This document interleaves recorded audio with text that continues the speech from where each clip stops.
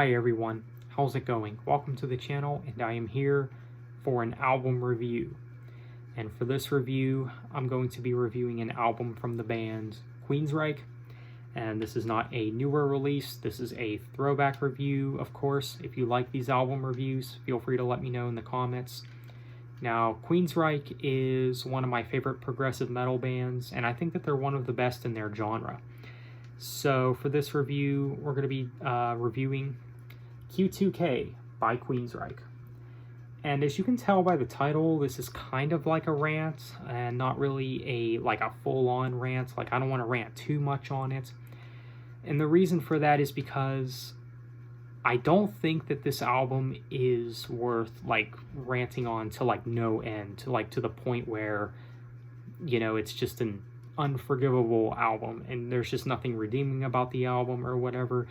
It's nothing like that, but yeah. But for this album, I gotta say that I do have to kind of rant on it, because I definitely have, well, quite a bit of problems with this album. For a band like Queensryche, I mean, you would expect much better from this, but of course,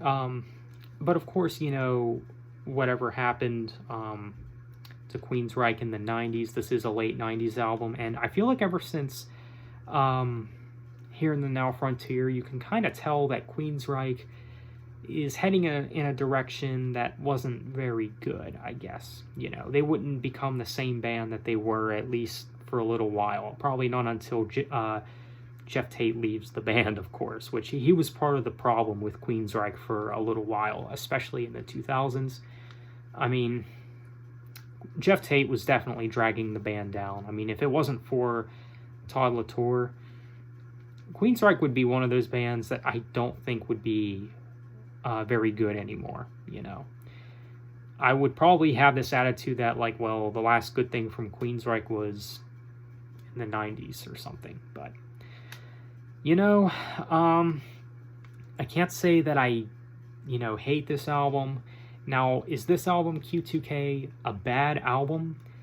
No, I don't think it's a bad album. It's technically not a bad album, but it's forgettable, the music is underwhelming, and it feels like a bunch of B-sides and filler just put together on one album. What this album kind of feels like is Queensryche just took the leftover B-sides that were supposed to be on Here in the Now Frontier or something, and they wanted to, make a new album, but, there were circumstances holding them back from something, They were at this place where they were just due to come out with another album, so they were just like, well, let's just use what we got, let's forget about making original material.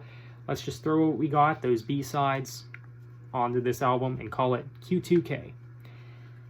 And the result, very underwhelming album. It's, not very interesting to listen to.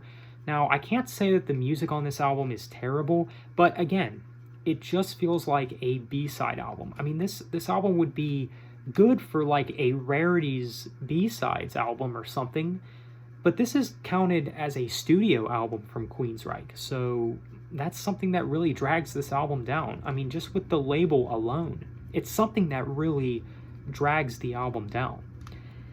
The melodies that they try to do on this album are not interesting to listen to. It's not intriguing or, fun to listen to or anything. Now, some of these songs I think are fun to listen to, like the opening track, Falling Down, I think is actually one of the better tracks on the album. I like the guitar work a little bit. It has this, fun mood to it, I guess, which is, something I kind of like about this song. It's actually not a bad song, and I think, it's just, I think it's a good song for the most part. Now, it's not a song that's gonna blow your mind or anything, but it's a good song and a good album opener. Sacred Ground is, I think, another one of the better tracks on the album. I think instrumentally, it's pretty good.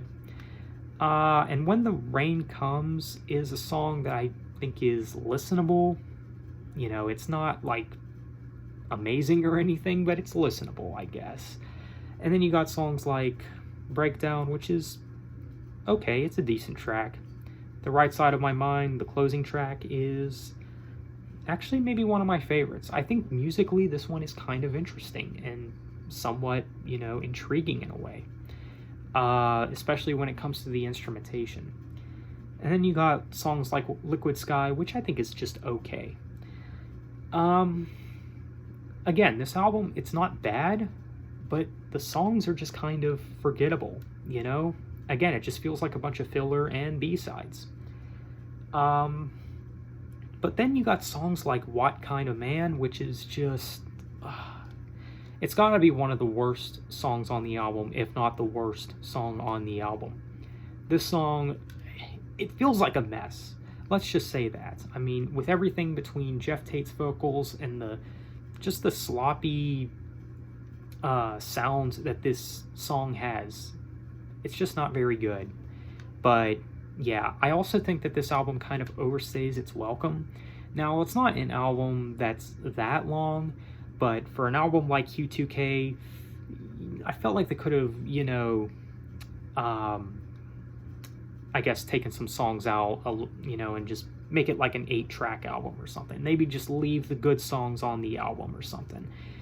Or even turn it into an EP. I don't know, you know? This album musically is forgettable, and it's just not that interesting, you know? I found this copy of Q2K at the Exchange store for about $3, which I think is worth it, to be honest. I mean, if you see this album for anywhere around that price, or $5 or under, I'd say get it. But other than that, I'd say pass on it. And, you know, this is something else I have to bring up as well for maybe those who think it's not worth like $3 or something. I don't know how many of you guys still use iTunes, but like how much is a song on iTunes? Like $1.99 or something like that? If you do the math, and just count the good songs on this album, and to pay $3 for this entire album, I'd say it's worth it. But yeah, but it's not one of Queensryche's best. But I don't think it's one of their worst either, you know? But it's just kind of a rather forgettable album. I mean, again, at this point, you can kind of see that Queensryche, the direction that they're going in, it's not going to be very interesting. But thankfully, you know, of course, Todd Latour basically saved the band whenever he came in, but Jeff Tate really did drag this band down, and yeah. But again, it's not a bad album, it's just kind of forgettable, like I said. If you're new to Queensryche, this would not be a good start. Do not start with this album. Please, do not start with this album. I'd say either start out with The Warning, Rage for Order, Operation Mindcrime, or Empire. Basically one of their earlier works, like 80s, early 90s material. But this album, Q2K, it's just kind of mediocre. That's really all I gotta say about it, you know? It's not like an album that you want to return to that much. And even the good songs on this album, I think, don't have much replay value. And that's kind of sad. You know, that's not really what you want for an album that, you know, you're listening to. You know, you want these songs to have replay value. But unfortunately, they don't. So as a score, I'll have to give Q2K by Queensryche a 6 out of 10. It's an above average album. Again, there's a few good songs on it, but it's just for the most part forgettable and mediocre. And that's all I got to say about it. So that's my review for Queensryche's album, Q2K. Let me know what you guys think of this album. Do you agree with my opinion? Do you actually disagree with my opinion and you think that there's something that I'm kind of overlooking about this album? Is there actually, you know, things about this album that have replay value? Let me know your thoughts on Queensryche's album, Q2K, again, and let me know what you think of this review.